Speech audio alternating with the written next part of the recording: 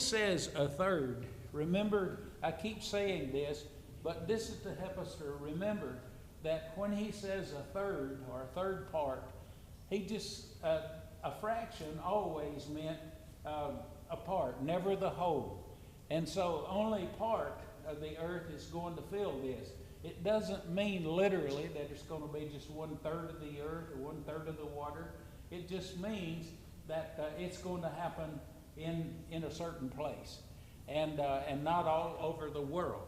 So we know that as we read through this, John is pointing more and more to the center of the Roman government, and they're the ones that are causing these persecutions, and especially Domitian, who was over there in Rome. He was the emperor, but he had sort of gone nutty too, to put it mild. Roman emperors, they drank wine. They didn't go extravagant and drink wine from golden goblets or silver goblets like the kings of the East did, but they used lead. They used lead cups to drink from. And the wine, the alcoholic content in there, slowly dissolved some of that lead, and they were building up more and more lead in their bodies, and nearly every emperor you read about that was an emperor for very long, he started getting sort of nutty, and it started messing with his mind. And Domitian was one of those. Nero was one of those that just basically went mad. And so he got so paranoid, he started sending his own family members in islands like John was sent out in the Mediterranean to keep them away from him, because he began to think that his own family was plotting against him to take the throne away. And he didn't like Christians. For some reason, for one reason, they wouldn't bow down and acknowledge him as God. And a Christian couldn't do that. A Jew couldn't do that. And so a lot of the Jews were caught up in persecutions like this along with the Christians, mainly because they prayed to the same God, and part of both sides read the Old Testament. That was one of their holy books. So he lumped them all together in some of the persecutions.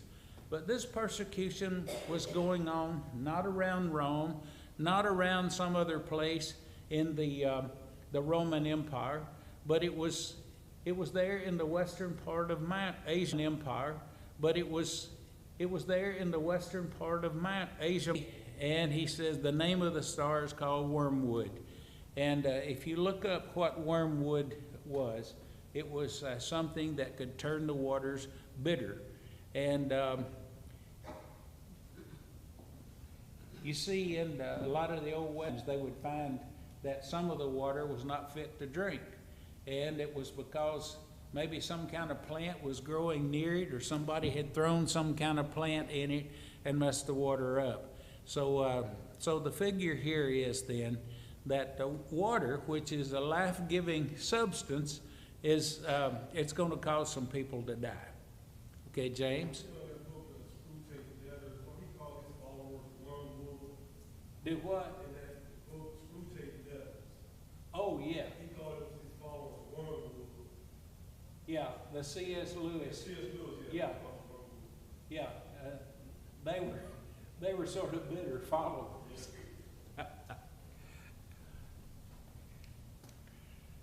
Okay, so wormwood, a third of the water, and so just part of the earth is going to suffer from what's happening here.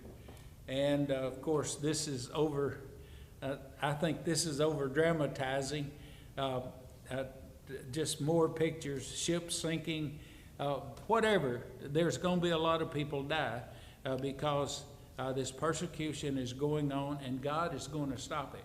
Final results of the first 3 trumpets. And so you've got the sea attacked. You've got just the regular water. And so you see all the destruction there. And then verses 12 through 13, the 4th messenger sounded, a third part of the sun was afflicted. a third part of the moon, and a third part of stars were darkened.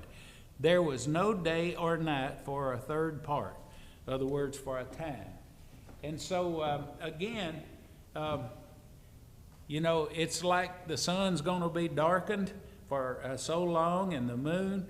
Well, we've seen this in eclipse, solar eclipse, but here he's not necessarily talking about an eclipse. He's talking about something that's big is going to happen.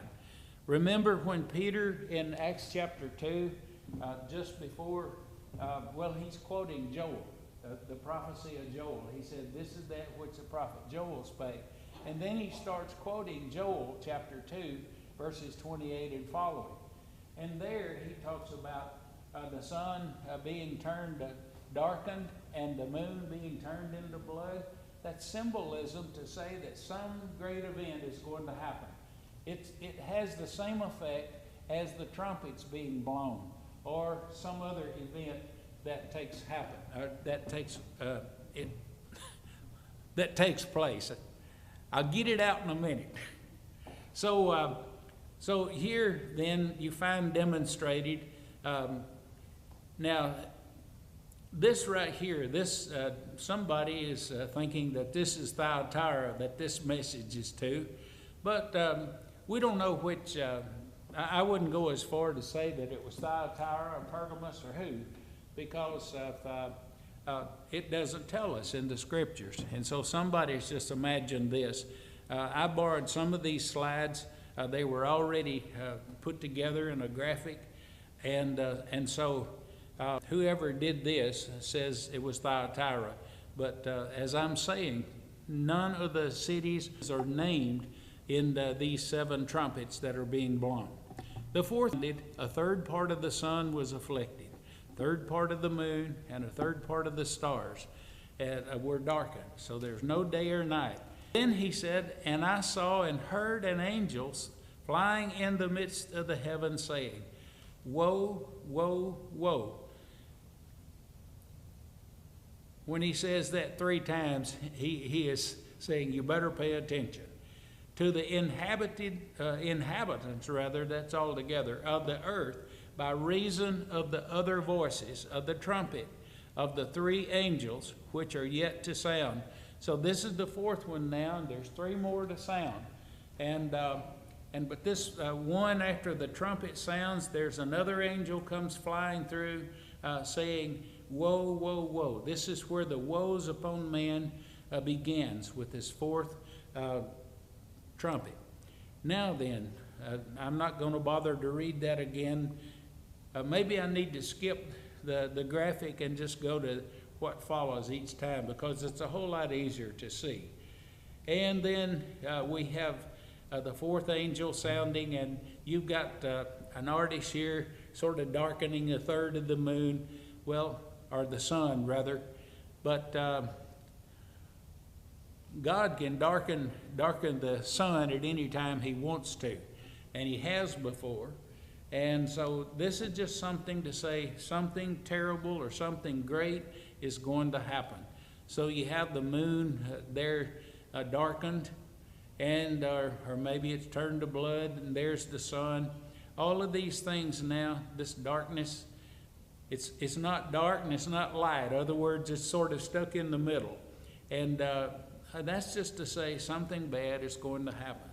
And we have already read this. I beheld and heard an angel flying through the midst of heaven, saying with a loud voice, Woe, woe, woe to the inhabitants of the earth, by reason of the other voices of the trumpet of the 3 angels which are yet to sound. So then 3 more to come.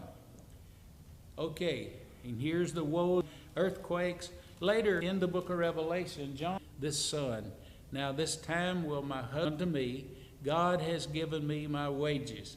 God has endowed. My husband will dwell with me. The Lord shall add to me, thou shalt have these sons.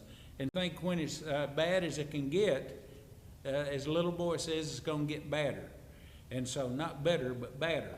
And the judgment of the 6th seal brings the release of the demonic army the likes of which the earth has never. The judgment of the seventh seal brings the 7 bowls of God's wrath.